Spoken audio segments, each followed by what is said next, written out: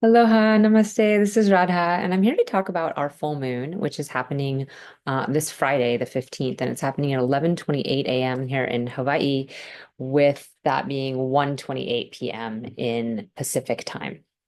So we have this full moon in the star of Krittika, which is often known as the Pleiades. And this star is really the star of divorce. In the story, the sages, the Saptarishi, the seven sages, cast off their wives to the stars, creating this formation of Kritika. Six of them have their wives impersonated. So the rishis sit around the fire with their wives and are offering prayers and puja. And Agni, the fire god, is admiring the wives. He's just in awe of their beauty and their purity. And this nymph named Swaha is obsessed with Agni. She wants him for herself. So she impersonates each of the wives of the sages in order to seduce Agni. And then she takes his seed and brings it to this lake in the mountains. And I've told this story somewhat recently, so I'm not going to tell the entire story. But the essence that I really want to focus on here is the fact that the wives of the sages didn't actually cheat on their husbands, right? It was just it was a mirage, it was an illusion. And they believed it. And as such, they divorced their wives. But the truth of the situation is that one wife, Arundhati, the wife of Visitya, did not get impersonated. And the reason is because her devotion to her husband was so strong, Swaha couldn't even break that bond to take on her persona and to trick Agni. So there was a truth to the breakability of the marriages of those other six, right? There was some devotion that was missing, yet they didn't actually cheat on their husbands and were divorced and such.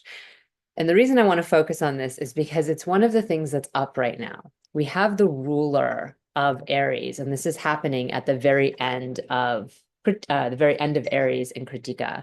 So we have the very last part of it before it moves into Taurus is still in this fiery cauldron that is Aries, right? And this is the birth, the end of the story, once all the seeds are deposited in this fiery lake, and then also the seed of Shiva is deposited here. It's the birth of Kartikeya, who is the emanation of Mars. And Mars rules Aries. And Mars in the sky right now is in Cancer, where he's debilitated. And so we have a tendency in this moment in time to be angry for emotional reasons, not necessarily for practical or real reasons. We might think something is happening, but it's not necessarily actually the way we think it is. And what is the truth of the situation, we're co-creating in some way, right? We can take our knowledge of marriage and say, probably in some ways they were ignoring their wives. There was some reason the devotion wasn't quite as strong with them, right? It was probably, it takes two to tango. So we're co-creating whatever situations have arisen that have made us feel angry at other people. And yet, because Mars is in Cancer, we're less able to take responsibility for that. And we're more in the blame game. We're more in the shame game. And we're more in the way of feeling like so hurt, but it's only coming out as anger.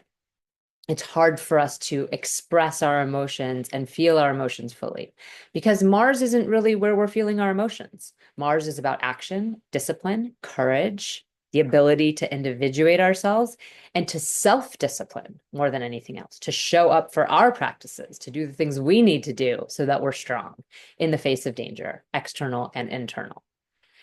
And in Cancer, we're trying to connect. We're trying to make things happen in this way. It turns out kind of passive aggressive and sticky. We're mad at people, but we don't want to like completely anger them because we want that connection. So we make passive aggressive comments and there's this really like sidestepping Cancerian way we're doing things. And I did a video on Mars and Cancer that's talking about that. But this is really going to affect what we want to cut off here. And I've also spoken about this in my most recent video where I was talking about how, excuse me, this is actually, I think, in a written report where I was talking about how Venus has just moved into Sagittarius. We have a tendency to spiritually bypass people when Venus is in Sagittarius. It's like, oh, you don't have my beliefs? Well, you're wrong, as opposed to understanding where someone might be coming from, what their lived reality might be, involving that we don't understand. And so we are, especially at the beginning, where Venus is in this moment, in the star of Mula, where we're uprooting, we're like, this friendship doesn't work. This relationship doesn't work. Let's destroy it. Let's make room for something else. I only want to be around people who have the same beliefs as me. This has been a very big theme, particularly in the US after the election, right? There's been this idea that we have to cast off anyone who doesn't have the same views as us. And this star of Krittika is where we do that. We're like, divorce, go to the stars, be gone with you. I've been told by someone else that you've done something wrong, and so you can't be in my life anymore. And so this is where we need to get careful, because sometimes with Krittika, we're really in integrity. The element of fire helps us see. It helps us see the truth, right? It burns away everything that's not pure, everything that's not true. So in that sense, we could be highly aligned. The moon is exalted on the other side of this once we move into Taurus, which I'll share my screen, is right after this full moon. Both the sun and the moon are moving directly after this full moon. We have 2948, right? The very last degree of these stars. And then Krittika carries us into Taurus, and the sun, or excuse me, Vishaka carries us into Scorpio. And so they're both going to change right after. And the moon, it's going to be, within the hour. The sun, it will take longer because, because it moves slower. But see, not too much longer. By 4:28, it'll already be into Scorpio. This is Hawaii time, so that's 6:28 Pacific time. So right after we're switching, we're also in this period of changing signs, which is a point of instability. The other thing that's happening is Saturn is going direct on this day. So the 15th is a big day, right? Saturn's going direct, the sun is changing signs, in addition to this full moon that happens right before that. The full moon happens right before the sun and moon change signs, but Saturn will already be direct by then. So, and this gaze is a 3-house gaze onto the moon. So Saturn is directing this energy of having just started forward motion after months, right? He's been retrograde since June, and he's now creating this energy of devotion and commitment to something bigger than ourselves, because it's the sign of Aquarius, but also something that requires this patience and this perseverance and this reality check. Like, what's real here? What's really happening? So Krittika and Saturn both offer us sort of a realistic view. Like, this is the practical reality we're dealing with. And we've burned away everything that's not truth, so we can see the purity of what's true. And like I said, when the moon moves into Taurus, we have this more grounded approach with our energy, and we become more able to stabilize the fire. We find a pit to put the fire in, so it's not just wildly all over the place.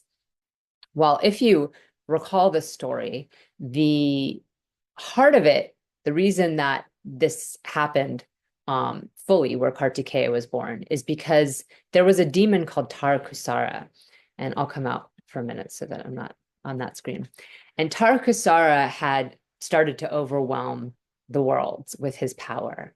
And so the gods were actually trying to get Shiva and Parvati to have a child that could defeat Tarakusara, because he had a boon that only a 7-day-old child could defeat him. And they knew that the child had to be born of Shiva and Parvati. But while they were making love, everything became very disruptive. Their lovemaking was so wild and so passionate that everything was shaking and breaking. And they were like, okay, we'll find another way. You guys need to stop because the world's going to be destroyed just from this. Forget Tarakusara. And in the meanwhile, they interrupted them, and Shiva's seed went down to earth. And so his seed ended up getting carried to this same lake that Agni had 6 times had his seed deposited in. So the fire god and Shiva are the seed that created Kartikeya.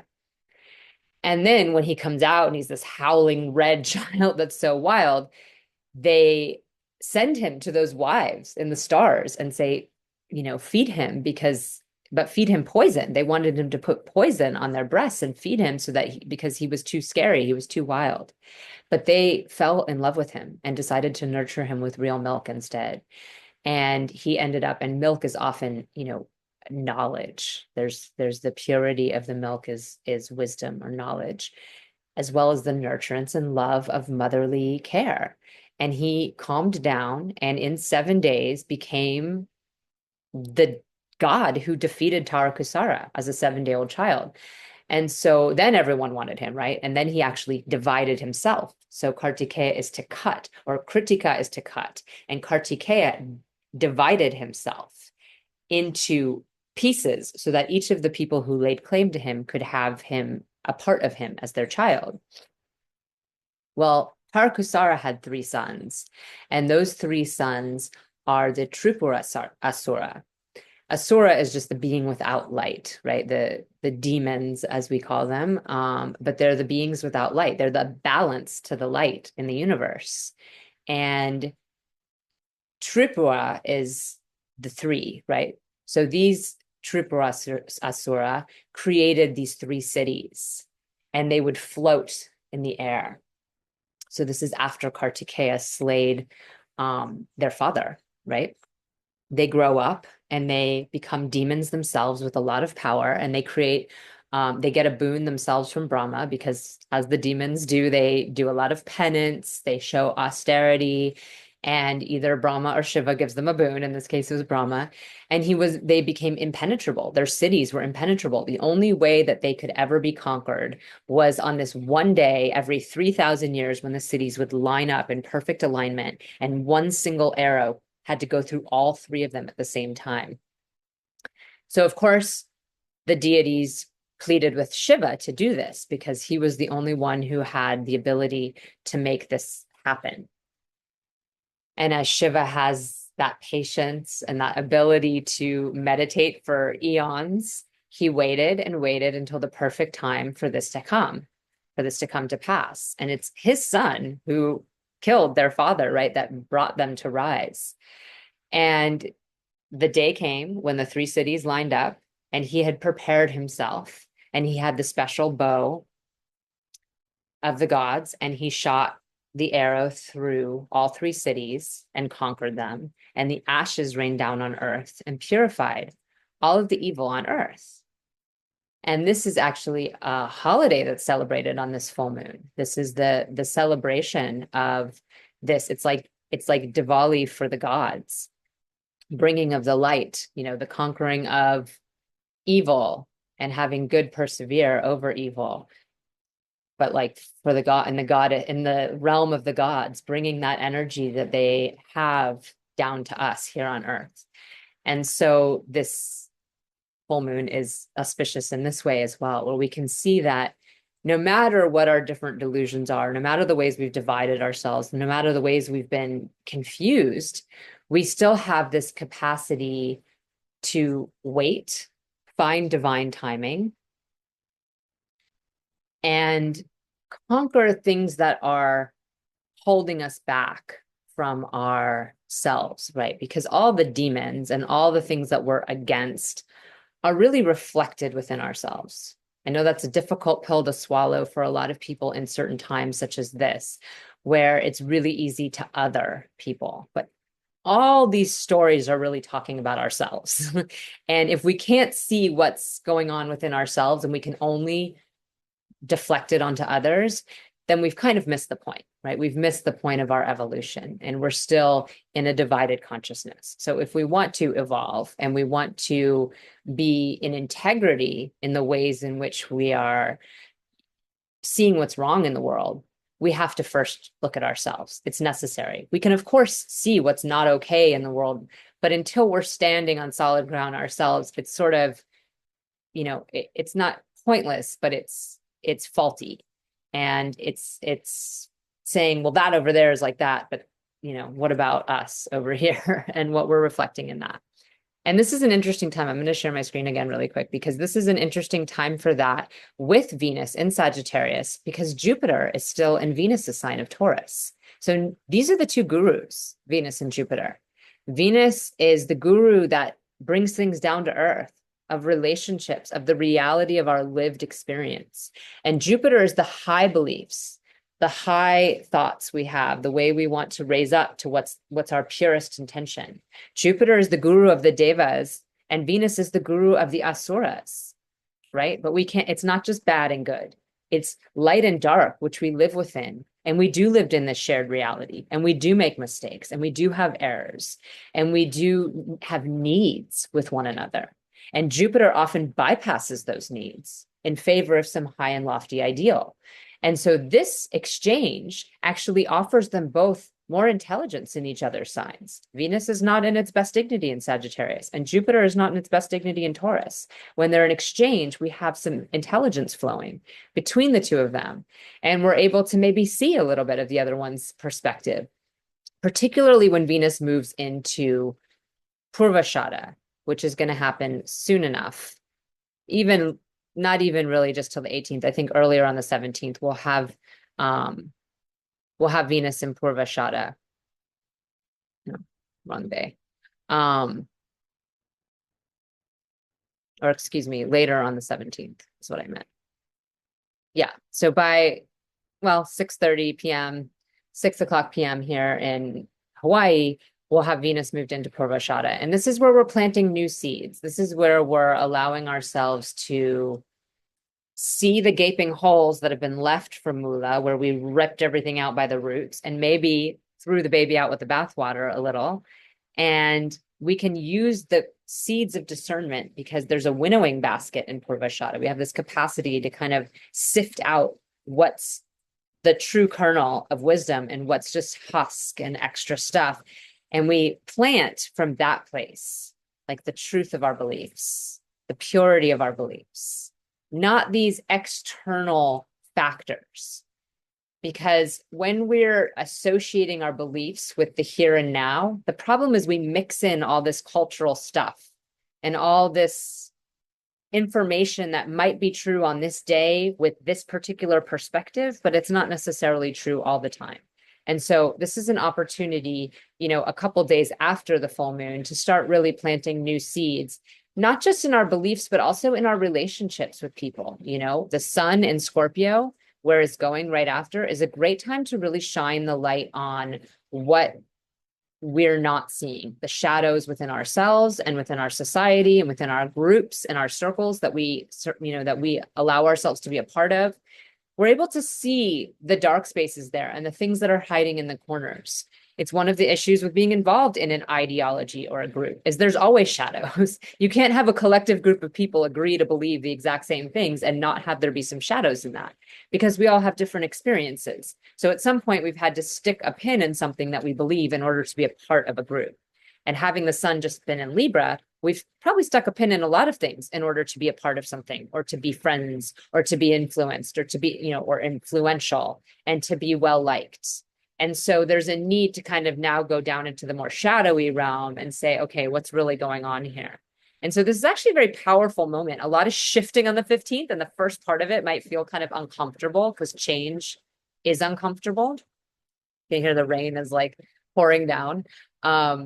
But once a few days come to pass, this is all going to show new light on things. And it's something to really think about. On this full moon, we can really offer things to the fire. Swaha, the nymph, that's what we say when we put things into the fire. It's like, we're offering it to the gods, we're offering it to the higher power. We're saying this is something that needs to be recycled. This is something that's not working.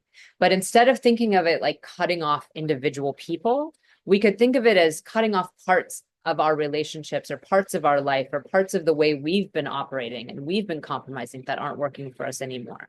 And allowing it to come back to us in a new, pure way that's integrated with our shadows and our truth, and really allowing a new set of eyes to see the circumstances we're in.